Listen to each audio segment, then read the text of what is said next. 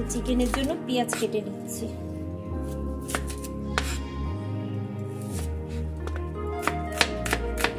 এরকম পাতলা পাতলা করে একদম পেঁয়াজ কেটে নেব। এখানে 500 চিকেন নিয়ে নিয়েছি। চিকেনের মধ্যে আমি পেঁয়াজগুলো দিয়ে দিচ্ছি। কেটে নিচ্ছি টমেটো।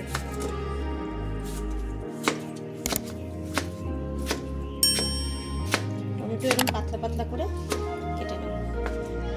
টমেটোটা দিয়ে দিলাম, একটা টমেটো দিয়ে দিলাম। এবার নিয়ে নিচ্ছি কাঁচা লঙ্কা,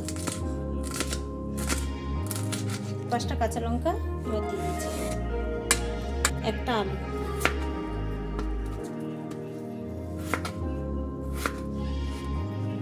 আলুটাও এর মধ্যে আমি দিয়ে দিচ্ছি। এবার আমি এর মধ্যে 1 চামচ আদা রসুন পেস্ট দিই। এবার আমি 1 চামচের মতন হলুদ দিলাম, 1 চামচ কাশ্মীরি কালার দিলাম, 1/2 চামচ জিরের গুঁড়ো দিলাম, 1 চামচ নুন দিলাম, 1/2 চামচ ধনের গুঁড়ো দিলাম। এবার আমি এর মধ্যে সর্ষের তেল দিচ্ছি। আমি কড়াইয়ের মধ্যে সর্ষের তেল দিয়ে দেবো, আন্দাজ মতন দেবো যেহেতু ওখানে দিয়েছি। এবার আমি এটাকে পুরো মশলাটা পুরো চিকেনের সঙ্গে মাখিয়ে নিচ্ছি।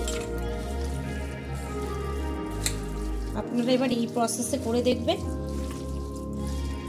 এটা চটজলদি হয়েও যায়, খেতে খুব টেস্টও হয়।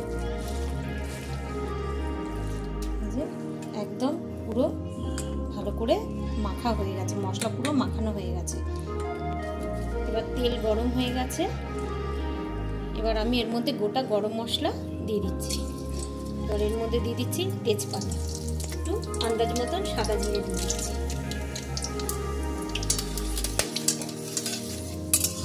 ভালো করে তেলটাকে পুরো একদম নাড়িয়ে নিলাম গরম। এবার আমি চিকেনটা পুরো এর মধ্যে দিয়ে দিচ্ছি।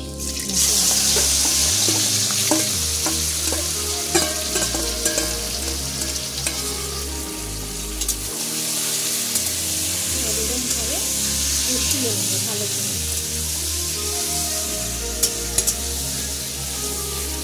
এর মধ্যে একদম জল দেবো না, এরকম করে একটু কষিয়ে নেবো।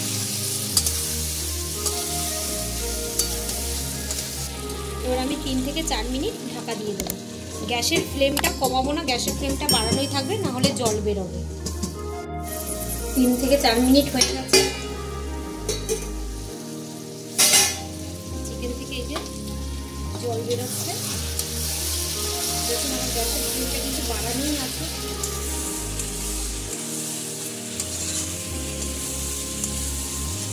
এবার আমি সেই মশলার বাটিতে আমি ধুয়ে হালকা একটু জল দেবো, বেশিও দেবো না, হালকা।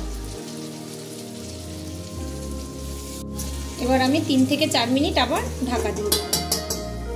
গ্যাসের ফ্লেমটা এবার আমি মিডিয়াম করে দেবো। 3 থেকে 4 মিনিট আবার হয়ে গেছে।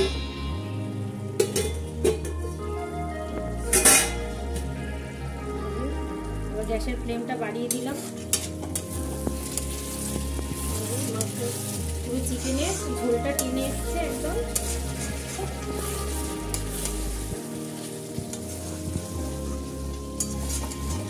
এবার সেদ্ধও হয়ে এসছে প্রায়। এরকম গ্যাস কমিয়ে কমিয়ে করলে চিকেনটা সেদ্ধও সুন্দর হয়। এবার আস্তে আস্তে চিকেন থেকে এবার জলটা টেনে গিয়ে আস্তে আস্তে তেলটা বেরোবে। এবার আমি আর ঢাকা দেবো না। আরও 3 থেকে 4 মিনিট হয়ে গেছে। দেখুন চিকেন থেকে পুরো একদম তেলটা ছেড়ে গেছে। চিকেন আমার পুরো একদম কষানো পুরো রেডি।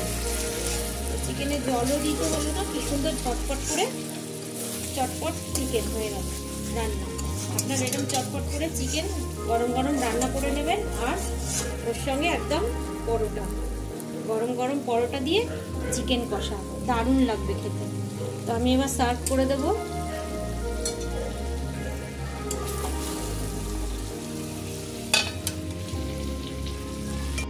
তো এবার আমি এর মধ্যে ধনেপাতা দিয়ে দিচ্ছি ওপর দিক দিয়ে।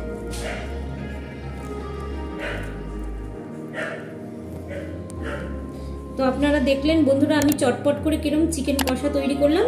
তো আপনাদের গেস্ট আসলে বাড়িতে তাড়াহুড়া থাকলে আপনারা এরকম চটপট একদম চিকেন কষা গরম গরম করে নেবেন, ওর সঙ্গে গরম গরম পরোটা, দারুণ লাগবে, বা গরম ভাত দিয়েও আপনারা খেতে পারেন, দারুণ লাগবে। তো অবশ্যই ভালো লাগলে লাইক, শেয়ার, সাবস্ক্রাইব করে দেবেন, বেশি বেশি করে একটু শেয়ার করবেন। Thank you.